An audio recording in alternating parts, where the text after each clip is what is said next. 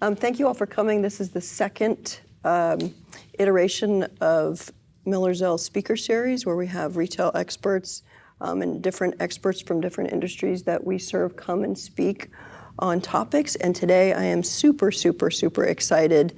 I'm humbled to introduce Carol Spieckerman. She is a renowned retail expert in the industry, quoted, speaks all over the country, and has offered to come and moderate a panel where we talk about what's going to happen in 2023 as far as retail goes. So welcome to Retail Rebound, and here is our esteemed panel leader, Carol Spieckerman.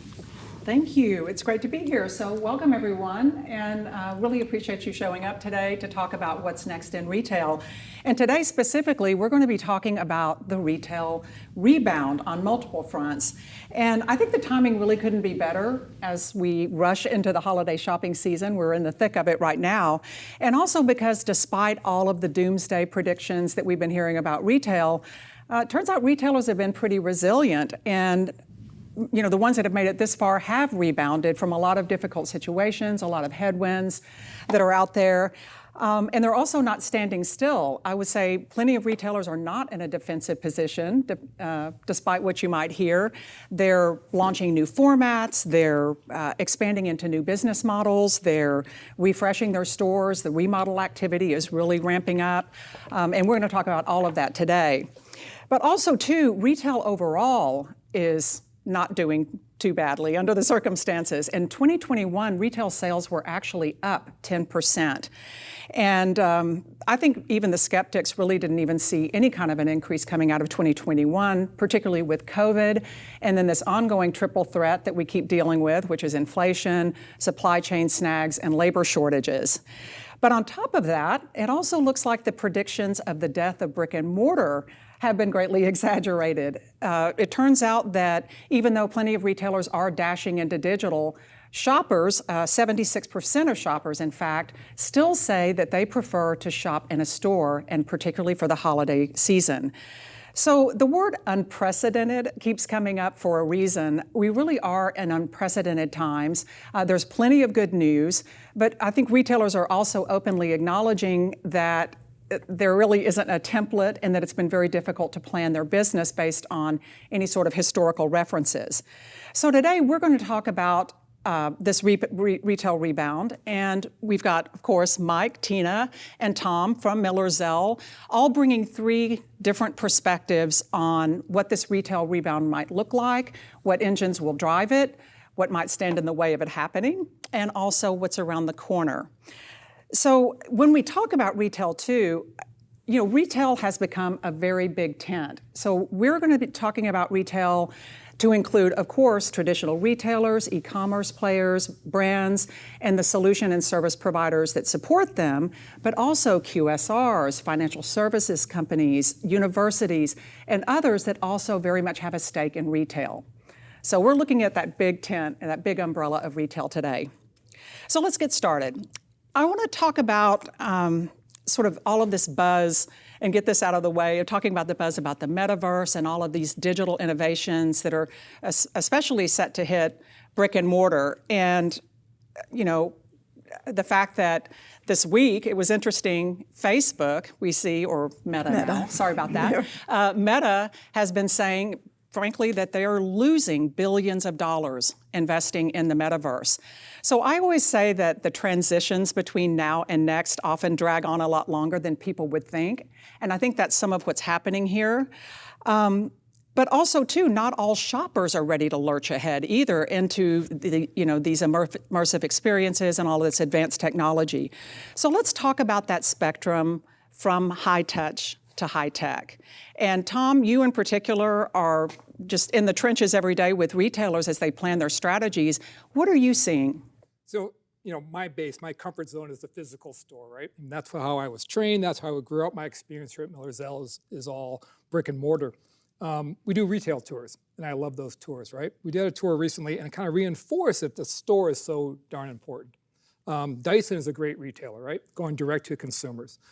And what they have is a beautiful showroom, and you walk in, you're like, well, why would I pay so much more for a Dyson vacuum? I can get a really good vacuum for half the price. And their whole store is to show you why it's so important. They have the vacuums lined up. It's a beautiful space. They have different carpet types, and they say, oh, do you have pets? Well, I do have pets, and pets are a real problem. Oh, well, let's go ahead and talk about that. Do you have carpet? I do have carpet. Also, I have hardwood. Oh, great. And they reach up and they take like pet hair, and they dump it on some carpet right in front of you, and then they give you a vacuum they have plugged in and say, go ahead and try it and see how you think about that and see how much better that is over another vacuum. So I say that because I still think consumers love that, right? They know Dyson, it's a beautifully designed product, but to show why you spend more for it, it's not just the name, it is what's the value. And still think that's the only way of doing that. So I love the idea. Maybe it's because I'm still a retail designer at heart. I love that reinforcement that they, being really smart folks, are focused on the physical environment. Well, and it's interesting too, because what you're describing is a fairly low-tech experiential retail, right? So that's a great point. Like, what is like less exciting than buying a vacuum cleaner? Like, it's not really exciting. But if you look at the product, it's beautifully designed. And I was trained as an industrial designer. It's a beautiful piece of industrial design. But they do the same thing with other things, right? Fans, curling irons, just everyday objects. How do you show, if I have a premium piece and it's better engineered for better performance, how do I demonstrate that by more than just people saying, scrolling through saying, oh, it's a great product. Like, you have to physically touch and feel that. So I think that them investing in, let's skip over, let's go right to consumers, it's just something I think to keep an eye on. I see other people doing the same thing. Well, and they obviously are quite confident that once those products get into people's hands, That's right. The sale is kind of a foregone conclusion.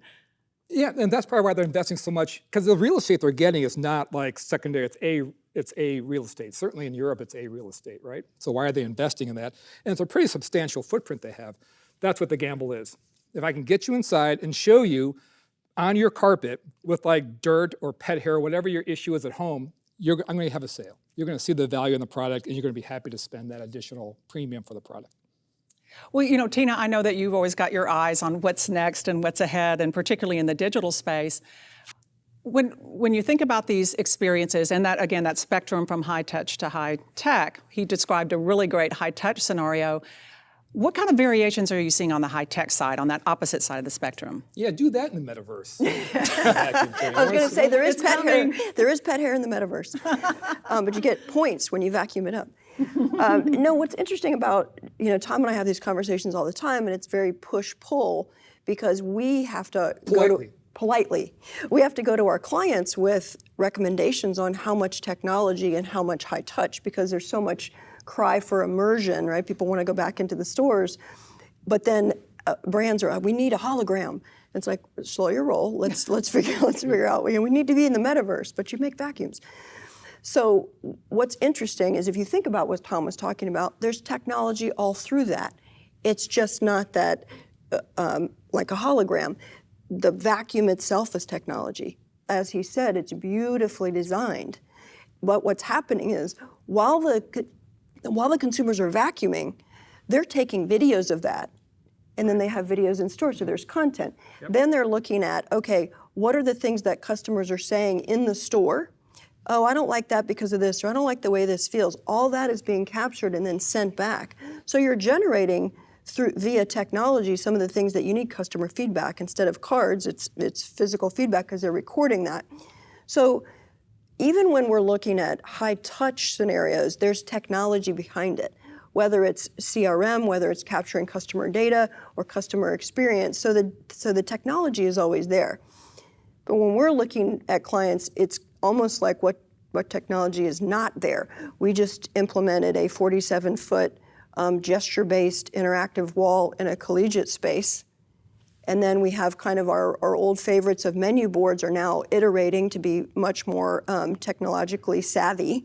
And then we have retail media networks, which I think we're going to get into later, that we have to inform on. And those, start to get into content strategy and blend all that together. So I don't know that there is just a high-touch immersion that doesn't have some technology driving it as well and kind of seeding it. I like what you said. You said something just a minute ago that I found really interesting. Something about no one's going to figure out the metaverse or how to commercialize that like right away. And I remember, was it 20, 25 years ago when people jumped into, we got to have a .com presence. And the way we felt was people didn't really know what they're going to do with it, but they just knew everyone else has one. We got to get one. Do we have one yet? We don't? We'll go get one. Like right away, we have to have one. And I think they had it, and they would just have the domain, but didn't know what really to do with it.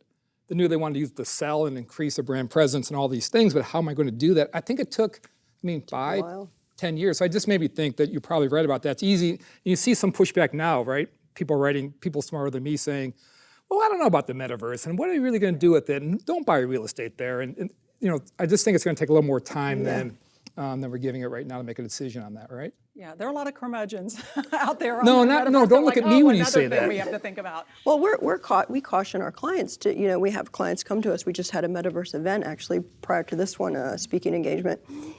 And it's fun to rush into that, and it's all the buzz because it's the height of technology, right? It's the height of metaverse. And we've had lots of experts here talk about the metaverse. So we caution our clients, hold on, what's the business objective? Why are you getting in? And if you do want to get in, put a toe in and have a little test and learn versus, opening a storefront. We had great conversations with some clients here last event about, we want to get into it. I'm like, okay, why, how does it work with your omnichannel? Strategy. Like what's it supporting on your existing strategy as opposed to? Well, and I think the question also becomes, when do you want to enter that? Because some of these deep-pocketed platforms like Meta, they're going to help work out the bugs that are going to make it a lot easier for others to be fast followers or maybe slow followers. Mm-hmm. So I think there's some logic too in some cases of pulling back, as you said, just from a timing standpoint, and let somebody else handle all those headaches and those billions of dollars in losses. But there's the when and there's the why, and the old adage holds true. Are you going to be able to elevate the customer experience? Are you going to be able to deeply or create a deep connection with the brand experience? We try to focus on the practical application of these tools in these environments. What's rational, what makes sense, and what's going to drive a particular response or action on the part of the audience that we're trying to connect with. And I do like the fact that there are some retailers and partners that actually hold back and wait, and actually want to make sure that they understand not only the tool but the benefit associated with the tool and the metrics associated with justifying the expense. Yeah. So it's on the sales side, I like to focus on the practical application and what kind of value it's going to drive for the client. But I do love the big ideas. Yeah. That's the fun stuff. I'll give you a fun example that came out of when we were here before, and we talked about this amongst ourselves. Is a client from a home supply retail company. We were talking to them and said, "Hey, we just want to. What if we opened a store, and somebody went into our store in the metaverse and took a hammer and hurt someone else's like there was these questions that were just you didn't have to answer in the real world, kind of." And I said, well, let's go back a minute to why would you open a store practically? Why don't you open a store and sell plans for Willy Wonka's Wonkavator or something and start to gamify so that there's brand interaction, but you don't have to make it in the real world where you go in and buy nails. It could be buying magical tools where you get points for using them. And so it's a whole mind shift that we have to walk up to before, like you said, there's true interaction or value for doing that. So that's why we're in a little bit of a let's watch. A little bit of a watch and wait. Yeah. Well, one of my top retail trajectories is diversify or die. It really is, to me, a mantra for retail right now, because the growth engine for retail going forward really is going to be about diversification rather than just leaning completely into store growth. I mean, there's some exceptions. Those dollar stores still think they can open tens of thousands more locations. But this diversification, it can take a lot of different forms. It can be diversification into new business models, into new categories, into new store formats. But I want to drill down on the format piece where you guys, I think, live and breathe quite a bit. I mean, Miller Zell has been executing multi-format for years, and just maybe when it wasn't getting as much buzz, but it really has become the rule rather than the exception for retailers to become multi-format operators. And along with that, I have to believe that at some point you've got some sort of overarching philosophy around that, or what works or what doesn't work. How are you approaching that, Tina? I mean, especially when no two retailers are taking the same approach, there's so many options, and they're just moving in so many directions. How do you get your head around it? That we go back to fundamental. So when someone comes to us and they want to do a different format, they automatically start talking about the square footage. Right. And we want to go from this to this, or we want it, and we're always like, nope. What do you want to do with the store? Why do you want it in that location, or where should it be, or why are you looking at smaller or bigger, or what is it? And do you have permission from the consumer? Is it something they actually want? Sometimes it is more operationally driven. We need to do this for this reason. So you spin it around. Okay, do you have permission? Like, are they asking for that? Do they want that? That's exactly where I was going. Is you go back to no, you're fine. These are the conversations we have. You go back to why do you want to do it, and is it driven by exactly what you said? Is it driven by a corporate mantra? Did somebody at the top read an article and say we need a small store? We need just to walk up. You know. And sometimes it's practical, right? So it is a convergence of different things. National fast casual dining experience, really well established, broadcast commercials nationally, especially around football season. And all of a sudden they're like, the amount of large restaurants that are standalone, surrounded by asphalt, is limited. We're limited by how many sites are really good sites. We're limited by where we already have, right, density.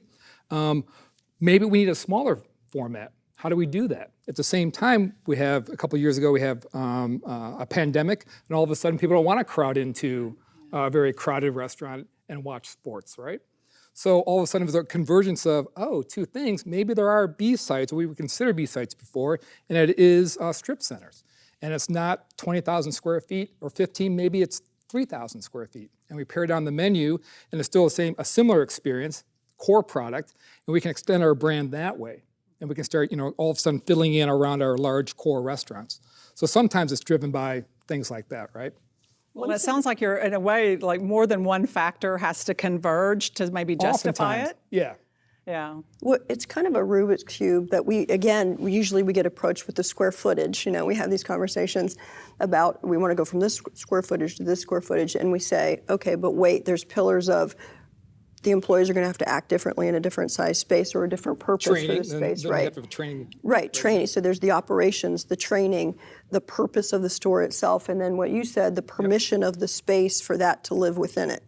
And then there's, going back to squarely, where Tom comes in, is the integrity of that brand within a certain space. If the expectation is the experiences, whatever it is, when you change the format, that integrity. Well, now you go with it. You took that was my big idea. I was going to express that. But that's the thing, right? But that's it. You talk about expectation. So it sounds great, right? This is happening with, we can't keep rolling out really big stores. Maybe smaller ones make sense. If something happens that makes sense not to have, big, huge stores and have more of a pick up and take the product out. But how do you communicate that? And that becomes expectation, because now the problem is if our mindset is, I want the smaller, quicker experience, but I go into, and I don't get that at both, like how do I communicate that quickly to a consumer? If I have this new small format that's related to a larger, well, how do I communicate what the expectation is? Because you would hate to have people come in and go, this is it? Like there's like 3 tables, like this is not what I thought it would be what I saw on the commercials.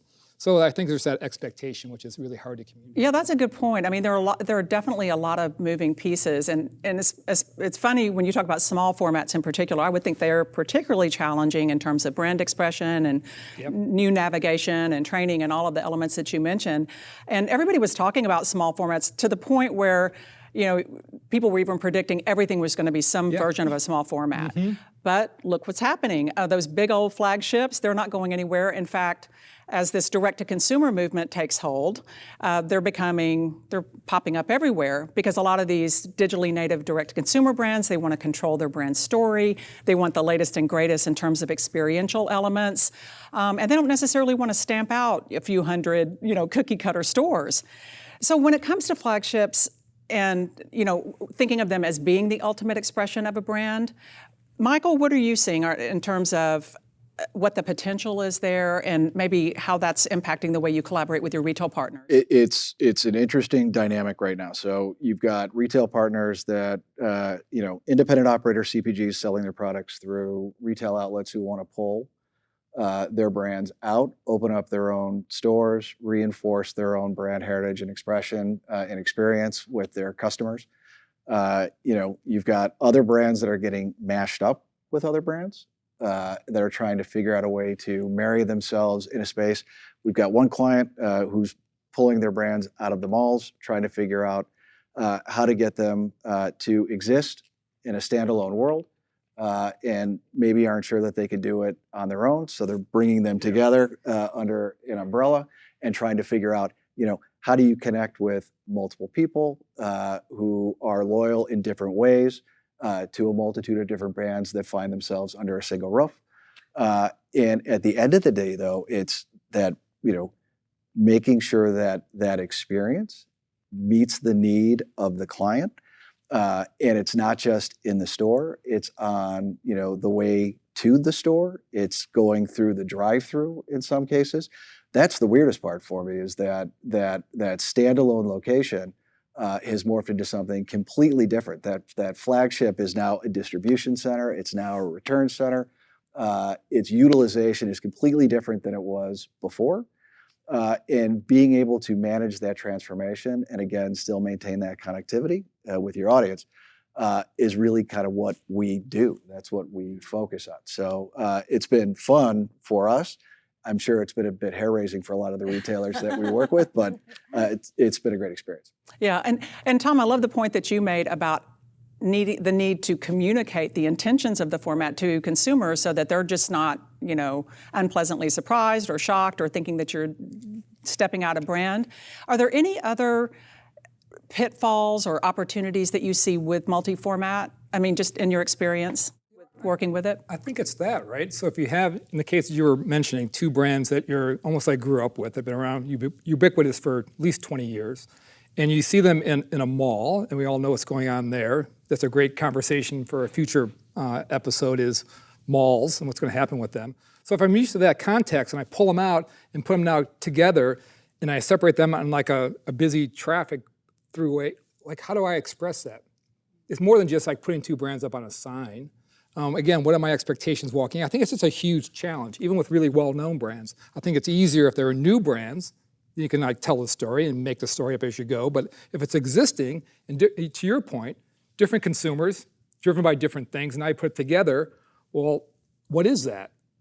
And oftentimes, then you have the operations, which again, I don't have to really worry about that, but they have different POS systems and different menu systems, and how do you make that really, how do you make it seamless or make it easy for me to experience it? I think that's just a huge challenge. It's not the big sexy part of the big idea, which is what I love to do, but that oftentimes dictates if a big idea gets rolled out. It's the things about, okay, how are we going to do that? Now we have product, which is like, on a drive-through. Everyone wants drive-through, right? One is a wait time of 1.5 minutes, and one is 6.5 minutes, just because of the orientation of the product. Well, we're in a car, and we're going to want different things, because her and I don't agree about anything. We agree on stuff, but her and I don't, right? Drive-through, we want something that's quick because we're easy. She's going to want something that's 6.5 minutes. So how do you do that? Like, how do you do that with the drive-through? I think it's just, that's where it's not the big idea. It's not even the design, it's the operation to support that really cool idea. I think that's where a lot of people who work with are really putting a lot of effort in that area. And one thing we've done, and I think it's, Tom, wings and... I'll disagree. I'm trying, no, you will, I know. I'm trying to talk about a client without talking about a client.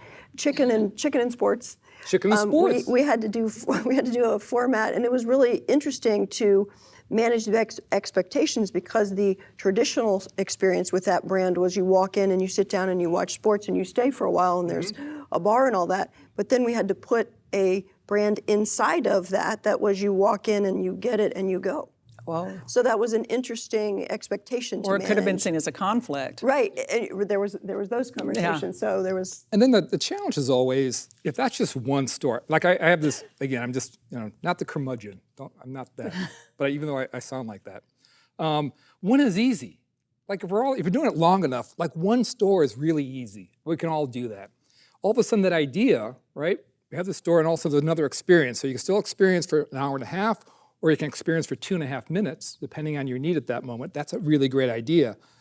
But what about the 100 stores we already have? Or or the 200 locations. Like, that's really challenging. How do you take that idea? One new store doing one is easy. How do you take that idea and apply it cost effectively and efficiently in existing stores? We deal with that a lot. And that, again, it's not the big glamorous challenge, but it's a huge challenge. Well, and especially too, going back to those flagships are essentially giant laboratories these days for a lot of existing retailers. And so they're deconstructing what worked and what didn't work and, trying or attempting to parlay it to their other formats. Right. And that becomes a whole other thing. But I want to go back to something that you said that I thought was a really good point about that the ones that are new on the scene in retail are the ones that they don't have the history, they don't have to worry about a lot of those things. And I think that's why a lot of these direct-to-consumer brands that we know are driving innovation in the digital space are now driving innovation in brick and mortar. Warby Park has been around for a long time. Yeah. That's one everyone talks. Like, that's an amazing, who would have bought eyeglasses online like 10 years ago? That's like a crazy thing to do. That's ridiculous. Curmudgeon. Not curmudgeon, experienced. I don't know what he's going to talk about. I just think that that's a really interesting one, and I think they've been really, really effective. But that's a great position, right? Have a small, really loyal, prove out that model, and then all of a sudden, okay, where am I going to put? They've also got access to information, though, and they know how to leverage the access to information. Yeah, the digital environment. I mean, it's much easier to go from digital to physical because it's such a robust, data-rich environment, and so they already know a lot about those customers. They're the funnest clients to work with because they come to you with robust data that you can actually leverage and turn into meaningful insights that can inform the design.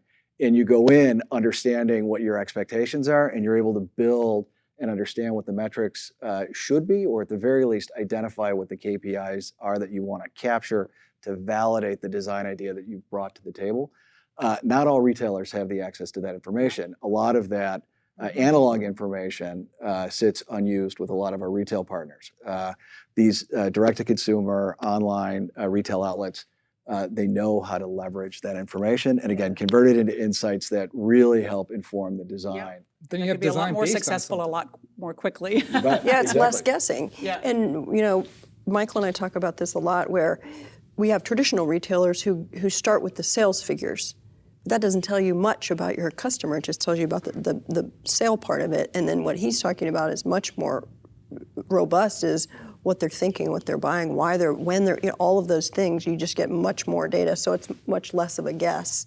Yeah. When you're doing it. Well, I'm going to present a little bit of a contrarian point of view on that too. I mean, as much as we love direct to consumer. Oh, are you the contrarian? No, Can I wear the contrarian hat for a minute? No, but as much as we do talk about direct to consumer and how great that is and all the innovation that's coming out of it, and especially too, when you look at brands like Nike, the big billboard for this particular dynamic, where they started pulling back from their wholesale relationships in favor of building up their own platform and building up their own direct-to-consumer business, really just with the intention of owning the entire ecosystem and having it, work seamlessly together. But an interesting thing happened, or I will say didn't happen, because I think everyone was expecting a lot of brands to follow and start pulling back from wholesale. But I've been saying, and another one of my trajectories is that there's a wholesale heyday underway, because retailers, a lot of brands have returned to the logic that, hey, it's a lot more efficient and a lot easier to scale when you partner with somebody who's already got the space. And you've even got retailers like Claire's that were known to just have these massive physical footprints leaning into wholesale as part of their turnaround strategy, and it's working. So I want to turn the conversation to those types, and I'm sure that's where you guys started building your business, is with brands that operated within existing branded environments. So what are you seeing the evolutions that are happening there in terms of whether it's a shop-in-shop situation or whether it's just good old-fashioned wholesale? I'm thinking about wholesale, and I think what it is there's such a free-for-all with the supply chain, it becoming modular and those kind of things happening, where really anything goes. Partnerships are abundant, and brands you wouldn't think would be together are partnering. And when you have situations like we were just talking about this before we started, where you have brands who started to accumulate brands, right, and be able to offer those inside of a space where the smaller brands that they're offering would never have had that scale or that opportunity for that volume, right? And now you've got what you were mentioning where some of those brands are starting to pull out and say, we're going to do this on our own now that we've learned a little bit.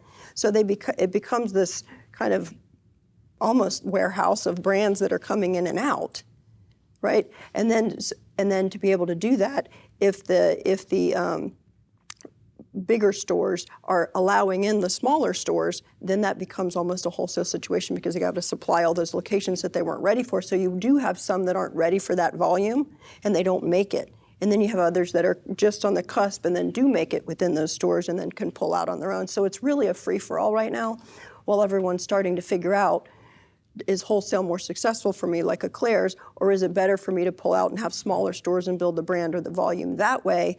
But it's kind of a wild west from what we're seeing of who's supplying who's cross-pollinating and those kind of things right now. Well, increasingly, I think it's just becoming an all of the above world, Yes. right? I mean, it isn't either or. It's That's just right. sort of about what is the mix and what are you leaning into. And to your point, these aren't final decisions. Nope. I think, there's some initial decisions that are made, and then it's about having phased approaches and reserving the right to change your mind and to change the business models. I mean, I remember when it was considered absolutely off the table. It was like brand suicide to think about opening your own store. I mean, you would lose all of your wholesale business, and retailers would shun you. And Nike is great, right? Yeah. And times have changed. Now I think the thinking is it's all good. The more you're out there, the more your brand is out there, the better it is for everyone, and it maintains that brand equity. And if you look at how consumers consume things now, just information now, that kind of cross-pollination and that division of attention, it's not like it was where there was 3 TV channels and 3 department stores and all that. You can get anything anywhere for the most part. So there's not that kind of jolt of, wait, why is that brand in there? No one questions any of that anymore. Anything can be anywhere. True. So, you can go into mail something from Amazon and get a Starbucks. No one flinches at that. Why is a coffee shop in a postal, Yep. So I think also the appetite for those kinds of experimentations is ripe right now for those. Yeah, and that's a good thing, isn't it? You know, because there are those rigid rules are just kind of melting away. Yep. Well, I want to talk about one of the hottest topics going out there. It's something I've been forecasting for years, and that is really, really accelerating right now, and that is the rise of retail media. You alluded to it earlier, and retailer media networks that they're owning and bringing in house. I like to say that retailers have gone mad for ads, and for good reason, and also too that stores have become media channels as part of that. And you could say that that's been going on for a while, but it's really, you talk about the Wild West, because retailers know it's a multi-billion-dollar opportunity, and it's also been a powerful hedge against some of those headwinds we've been talking about. Yes. In fact, Walmart in their second quarter earnings report, they were talking about the various reasons for their 125 basis point margin dip. And they were quick to point out, though, that their ad business was up 30%. And they kept saying how they just love that business for any number of reasons. So, no two retailers are taking the same approach, but I can say that they're all united in their mission to turn their brand partners into paying customers. So are you guys involved with this, or how have you been involved with it? We're laughing because it's a big Yes. thing we're working on now. Yes. What's interesting is we have a swath of clients in a lot of different verticals, and some it's a novel idea too. And then others, have been doing it for a while but need help to kind of figure it out and negotiate it. But we were looking just at the space, and I think it's 74% of brands have discerned budgets for retail media. So it is, it is definitely... It's become the rule. Absolutely.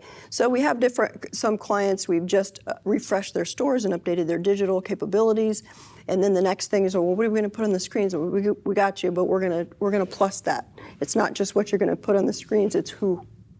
And then and then we have to go through this whole socialization Who, process. meaning the brands? The brands. Okay. Yeah. Right? And they're like, wait, we're going to make money on this screen in our store. Yes, you are. And here's how you're going to do that. What they don't think about, though, is the underbelly of that is the aggregation of the content, the activation of the content, and being able to actually pull all of those key visuals and information in that gets displayed on the screens, and how that gets managed, and how that gets tracked, and how that informs the information that you're providing back to these third parties who are actually investing in these advertisements, in making sure that they understand the value that they bring to the table, because that's going to drive what they can charge for the service. And just the management of that is where I tend to focus most of my attention. I was going to say that's your. Yeah, that's Well, and it's interesting too, because there was a period in retail not that long ago where they were, retailers were going, oh wow, look at all this cool stuff we can do, and all this hardware and digital shelf talkers and all that kind of stuff came on the scene. And then quickly they went away. Yeah, well, they swung wildly in the other direction, and there was all this clutter clearing and saying we can't have all this noise in our stores, and so they kind of went from ditch to ditch in a way. Yeah. So. What do you think about that, Tom, particularly, in terms of environments?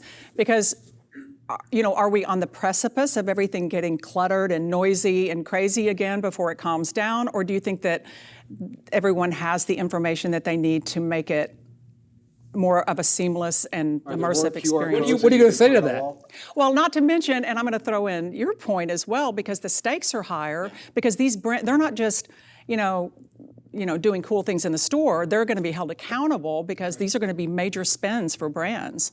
you bet. They have to answer for those dollars. Yeah. Yes. So I actually think that answering from the design guy point of view, it's easier, because I think in that mix, the job of this chair is a brand right? So I think it'd be really easy to layer in an ad content strategy, and someone walks in and it feels out of place. Doesn't feel consistent with what I think the brand should be and how am I experiencing it. So in our case, I think from this chair, not the Miller Zell collective chair, it's easy. Integrating that just so it's a brand right way. And go back to what is our brand, how are we articulating it, what we have permission to say and not say, how we want to show up. That's what I think is really sometimes the easier part than what we're talking about with all the other things that are layered in. Yeah, because that's you're used to looking at it and deciding whether it's brand right. I think you're the one that feels the pain for that, because Michael's the one going, whoa, whoa, whoa, let's roll that back. Sometimes they get fervent. Oh, this makes money. Let's put 6 more screens up, and that's where he has to go, not brand right, and then you have to go, you're not foregoing money. You're cluttering the customer experience. There's lots of things that the management of it is harder. The joke is the black screens, right? So you come up with, you have a new point of view, new store or renovation, and you think of the strategy, and it's based on the brands, based on insights. You have a great point of view for it. You spend all this time developing the positioning of it, how it fits into the brand message. You get really, really excited. You do some content, store opens up, people love it, and then everyone goes on to something else on their desk, right? And then you come back 6 months later, and what do you get? You get like black screens, because something went down, or the content was great for 3 months, but no one's responsible. We were just getting the new store going. Now we're on to the other store, so no one's paying attention to it. So I think, again, it's not the glamorous. The easy thing is the first store, right, of this layering on this expression. Then it's, okay, what's the strategy? Keep it going and push it back to all the other stores. I think that's for people, while you were talking about that, going ditch to ditch, the pendulum swinging back and forth. That's really interesting. That's a good point. I think that maintenance piece gets overlooked. But it's not the fun part, right? The fun part is the big idea. Yep. And we all get really excited by it. That's the hard part. Now again, I don't do that, so that's easy. You're the fun part guy, right? See, I'm the fun guy. See, told you. What Tom is blending, and when what happens and we have to manage, is the content strategy with the retail media. Because it's the same screen. Oftentimes it's the same screen. It's like, what content and how much of your screen do you want to give away? And then how do you start to monetize that, and how long do you do that, and how, the mechanism to verify and validate the charges for it. So it's a sticky wicket. I would guess that's probably why you said, you see all these screens, all these end caps full of screens, giving you this wonderful content, urging you to buy this product for these reasons. Well, it sounds great, but what's really, how do we validate, is it really worthwhile? Mm-hmm. What's the cost of that? It does kind of clutter the environment. How do we maintain that content, and what are we really getting from it? I think they're having, struggling with that, right? Well, and I want to throw in yet another factor, because of course, there's the clicks to bricks element, and always this conversation about how experiences need to be seamless and they're not channels anymore and all of that. Clearly, there has been a blurring between the two, and when you think about things like retail media and the potential for it, I think that synergy is going to be even more important. So what are you seeing on the clicks to bricks front in terms of that channel blurring and how that impacts environments? I think, Tina, we've talked about this offline, and you have a point of view on it. But Imagine that, she has a point of view. Shocking, I know. Shocking. With click, we don't even kind of use the term click to brick because it's, we think it's one of those things where it used to seem so linear, right? People research at home and then they go into the store. Well, they click in the store and they leave the store and buy online at home anyway and then go back and pick it up. So it's not as linear and it's not as separate as you said. It's definitely blurred. And so it used to be separate and still is sometimes when people, click to bricks or it's, but the whole omni-channel is really becoming true now, whereas I think that word has been used for years and years and years. Everyone got it for Christmas or the holidays like 5-6 years ago, right? But now I feel like it's becoming fully realized, and the pandemic accelerated that. I couldn't get away without saying the pandemic, but the pandemic really did accelerate that because it forced people who were maybe not as savvy to use QR codes and to understand how to order things online and take care of their health online, order groceries online. So it really started to, or not even started, it really just accelerated some behaviors that were already happening from early adopters. Gave them a reason. It gave them a reason. What was my reason? Forced, yeah. Medications. All those things that people couldn't just jump in the car and go do were then, oh, this is how you do that. This is how you ride that horse. And now there is no way to separate it. Because if you look in a store, most people do shop with their phones. I think it's 86% of people, consumers in general, shop both online and in store. So that percentage I would count as super high penetration. yeah, remember the good old days when there was a type of shopper? When there was an online shopper and an in-store shopper? That lasted about 3 minutes, right? Or that at least that theory did. Right. And back then, whenever that was, we would talk about how difficult consumers are and how difficult it is to navigate that. And I love the fact that now people are so demanding. Give me what I want when I want it. We talk about that a lot. It's just crazy how much that has impacted us, right? This idea of I want this, and I want to be able to go here and pick it up, and then I want to be able to return it here, and I want to comment it here, and I want and that sounds great. Again, the big idea. Yeah, we can do that. That sounds really cool. That's our brand. Awesome. And then you walk out of the meeting. How the hell are we going to do that? I think that's just a really cool challenge. But again, I laugh because even 10 years ago, we would sit around and say, man, it's so hard right now. Consumers are so demanding. And it's just accelerated in the last 10 years. Well, and I think, it's easy to position it as a reaction to consumers. Yeah. But, another one of my trajectories that's a little bit contrarian is that shaping is the new responding. In other words, retailers now, since they are armed with all of this data, they're in a position to shape consumer behavior. So, Amazon, in that regard, you could say is the one who ruined it for everyone because they set the expectation. It wasn't necessarily consumers clamoring for a lot of the things that Amazon offers, but they raised the bar and then everybody else in one way or another had to follow. But now Amazon Go, how cool is that? I mean, I don't know if people are really asking for that, but that idea of in a crowded urban environment, to be able to walk in and get a coffee and get a sandwich and get some mints and just walk out, and all I've done is just scanned, and there's no people, I don't talk to anyone, and I walk out, and as I get to a corner, then all of a sudden I get a ping and I have my receipt. That kind of we talk about, frictionless, and people use that word a lot too. That's a really amazing, so you're right about Amazon 10, 15 years ago, but now I really think it's that Go concept. Well, that tees up another interesting topic, I think, and especially when you were talking before, like in the QSR world, where customer experience literally comes down to seconds and charting those seconds and how quickly does this happen or that happen. But at the same time, you've got this digitization of physical retail, that we're just in the very early stages of, and all these devices are going to be unleashed and all of this technology is going to be unleashed. So how do you strike that balance and especially with shopper expectations being on a spectrum, as we talked about before, between that transactional efficiency that retailers want and plenty of consumers want too, and those more immersive experiences. How do you strike the balance? Again, people want everything, right? They're really, really demanding, more demanding than me. They want everything. They want it at different times. QSR, there's an experience that we work with the QSR, again, going back to different chicken player. And, think about it. If you go through this purveyor and see their drive-through, that's what people look at. They're driving down the road, they want to stop there, and they see the drive-through, I'm not going to do that.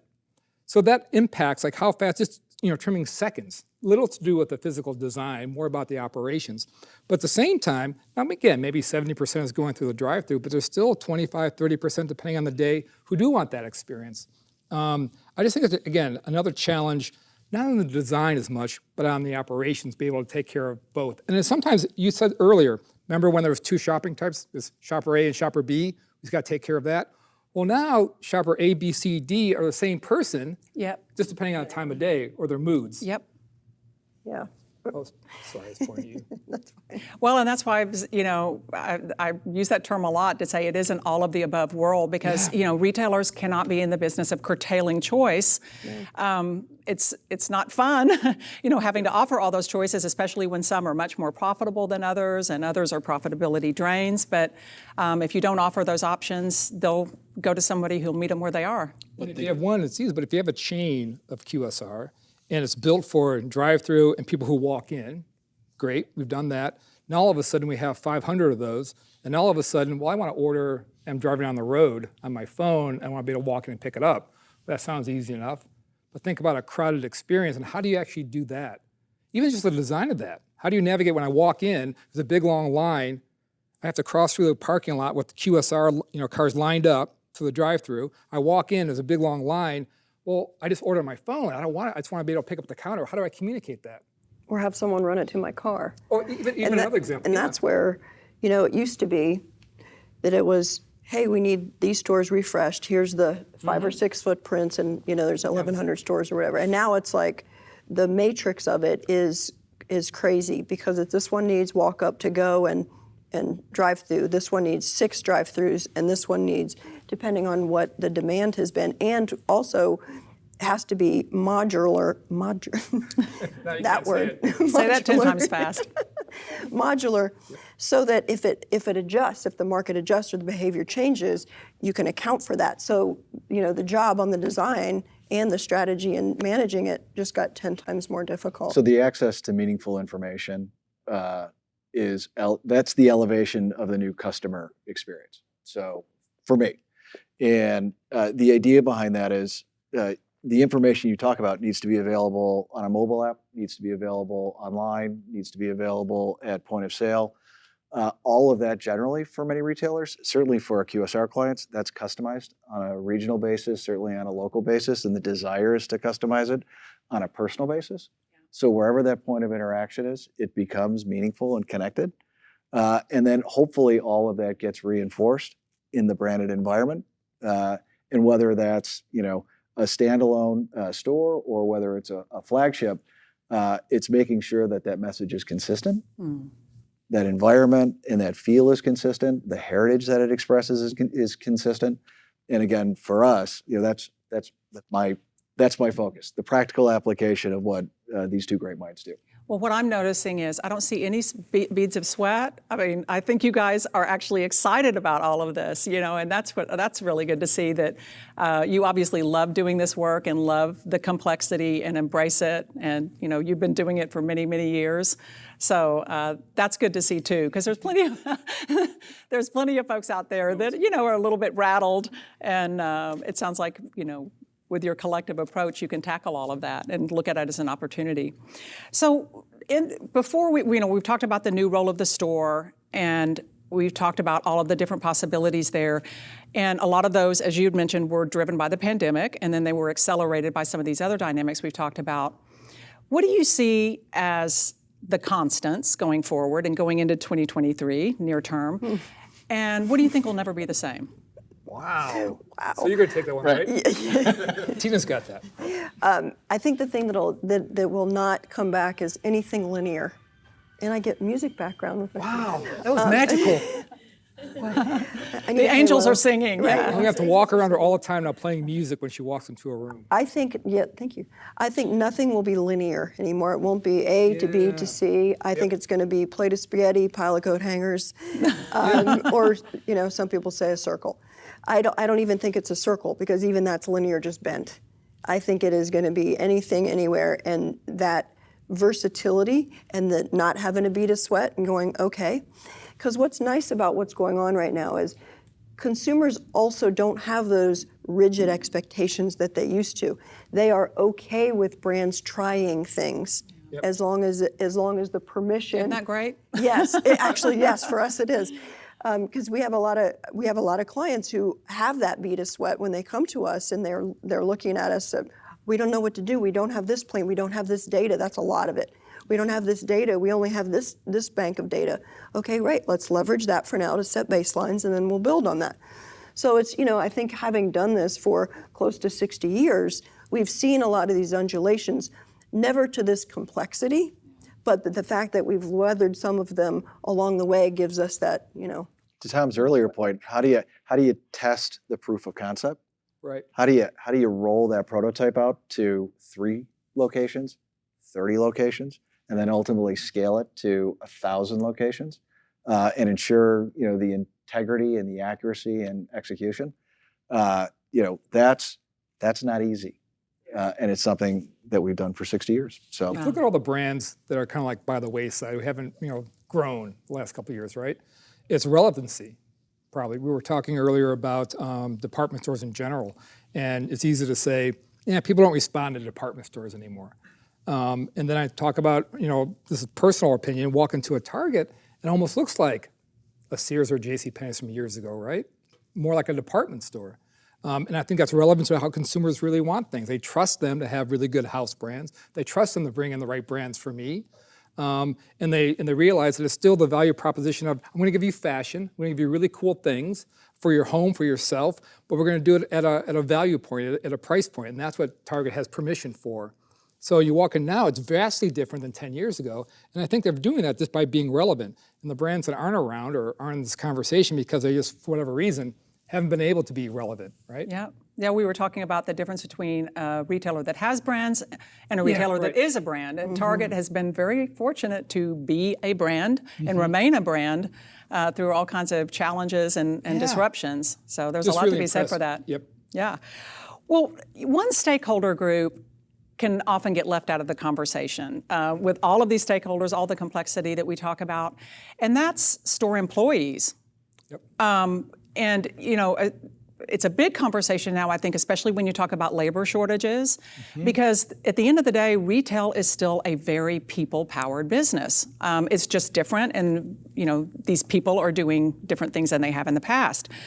So thinking about this high tech to high touch and all of the other things that we've talked about, how do you get involved with employee experiences, or do you? And what do you think is the value of that?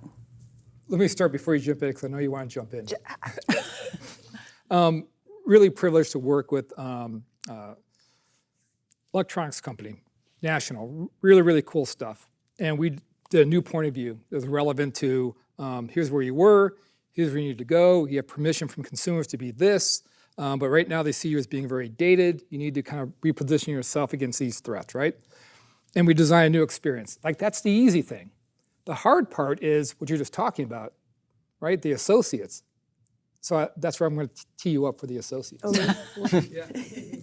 Because the design was the fun part, but that was easy compared, and it wasn't the store's really successful, but my point is it's not successful because it's beautiful, even though I think it is, it's because what you're going to talk about. Yeah, and one of the key sentences in those conversations was, people can't find things on the shelves. And we're like, what people? Well, the employees and I was like, because if that's the ambassador for the brand, when I'm trying to look for something and they can't tell me where it is, then how are they supposed to facilitate that? No, I want to take a step back too to something you were talking about of the experience doesn't, when people say immersive, you think surrounded by lights and there's, music and All the senses angels engaged. singing. Right. But I want to give you an experience that we've probably all had that you guys would consider a positive experience, and it's kind of the way they operate in one sentence: my pleasure. Right? We've all experienced. Everybody's in the audience is nodding. Right?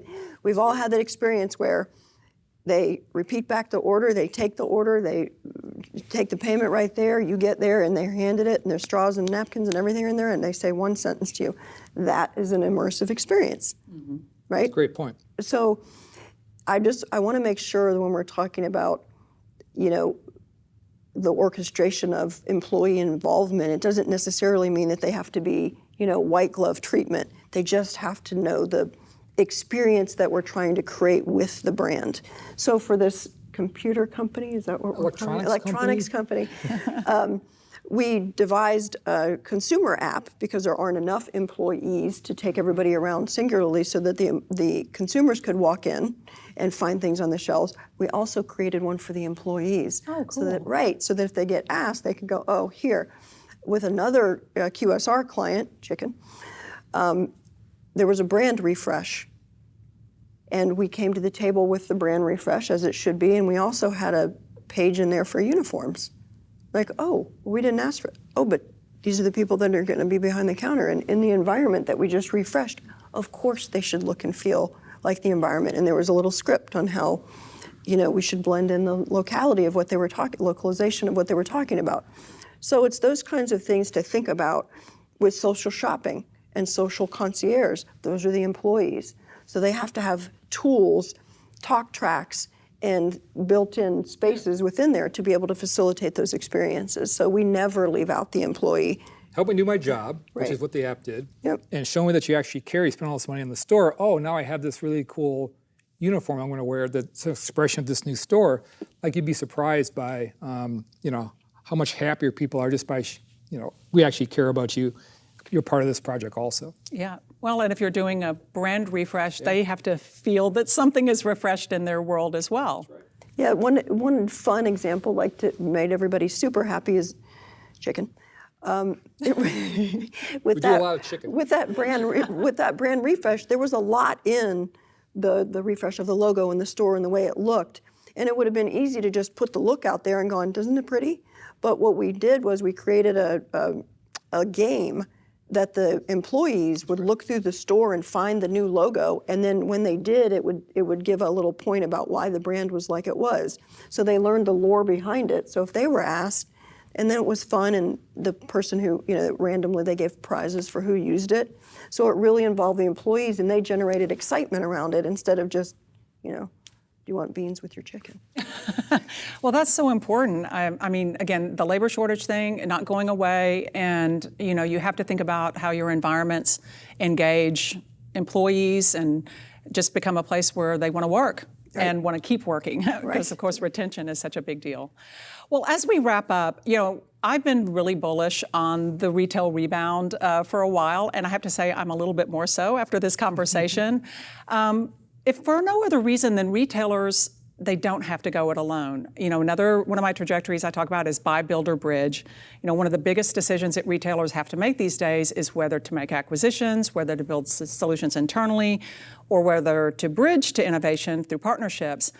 And after years of, a lot of acquisition activity, I'm really seeing a big uptick in that bridge activity and those partnerships, because it's just a more agile model, for a lot of retailers. And especially with companies like Miller Zell that'll do some of the heavy lifting and also, just be looking around the corner. So to wrap up, thinking about looking around the corner and what's on the horizon, I want to ask each of you what's next. And that can be from a retailer perspective, consumer perspective, whatever comes to mind. Tom? No, Tina's going first. Oh, okay, Tina? So I did have a couple of things. So I'll take the second one. I think the agile mindset, and I don't mean that from a project management standpoint, I just mean be willing and open to the changes that are coming, that consumers are driving a lot right now. And I loved what you said earlier about shape. So using the data and using, kind of what you're seeing, crystal ball glancing, is where are things going and how can our brand meet that need? So I think that hybrid mentality of parts and pieces may fit together differently than they're used to. And I definitely think, and we didn't touch on this, and that's okay, but I don't think there is going to be any letting up on the ESG focus of, environmental, social governance, who's behind the company, how they operate, who they partner with, to go back to your point, that scrutiny is not going away. And I don't think brands are going to get away with anymore of just having a page on the website that speaks to that. It needs to be through everything that they do. As a matter of fact, we did this exercise, just go through the grocery store and look at the packaging.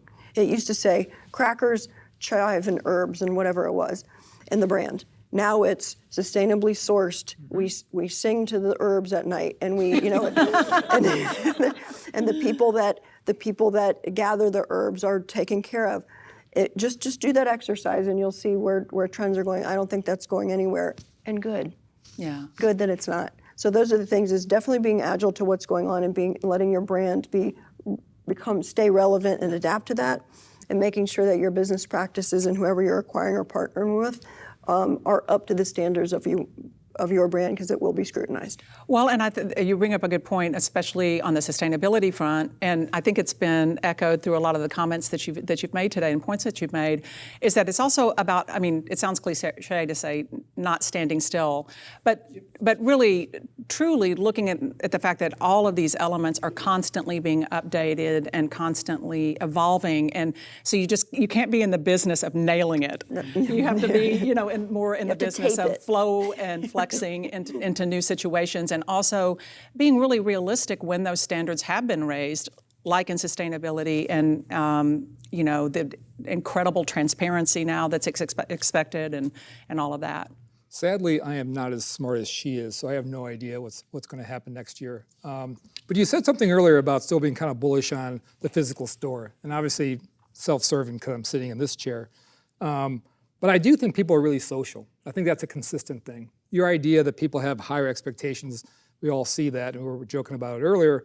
But I'm just heartened by the fact that people are social, and yes, I can get anything I want and have it delivered using this device, but I still think people are going to want to get up and come to your store. And maybe even more so. Yeah, and you said something, exactly. I think people want that. I think they're naturally, not me, I wanted to stay home, but everyone else wants to go out. And so that's a wonderful thing that I think people kind of forget about. People say, well, why? I can get anything I want. I don't have to go out. Well, besides me, people actually want to go out and experience something. So I'm just more optimistic about that being a driver. But you're right.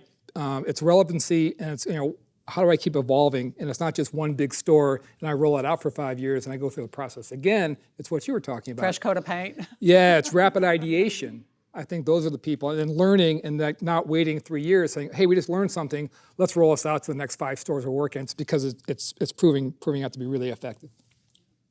So I see that evolution obviously continuing. I understand that innovation requires expense. I also understand for a lot of our clients, it's a zero-sum game. So if you're going to invest in certain parts of the business and invest in that transformation, you need to double down on efficiency, not only in the development and execution, but in other parts of the business. So you can generate relevant dollars that can be spent, again, on these innovative ideas and expansion. So while we're focused on the big idea, and the fact that the big idea is going to continue to be a significant part of the transformation of retail, we're also focused on driving efficiency on the back end, because quite honestly, if you can't do one for many of our clients, there's no way we're going to be able to. You mean they have to pay for it? It costs money. The business guy. Exactly. Business guy. How about So that? that's the buzzkill at the end. No, I'm just just reality kidding. check. Sorry. No, just kidding. No, that's true though, and everybody's not out in airy fairyland with this stuff. I mean, the economics. What I've been saying is that we've been in this world of possibilities, figuring out if something is possible. Well, now with everything being possible, practically everything, it becomes about priorities, and then those priorities have to be driven by financial decisions too.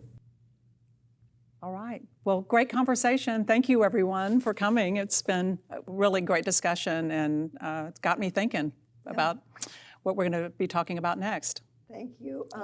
Please.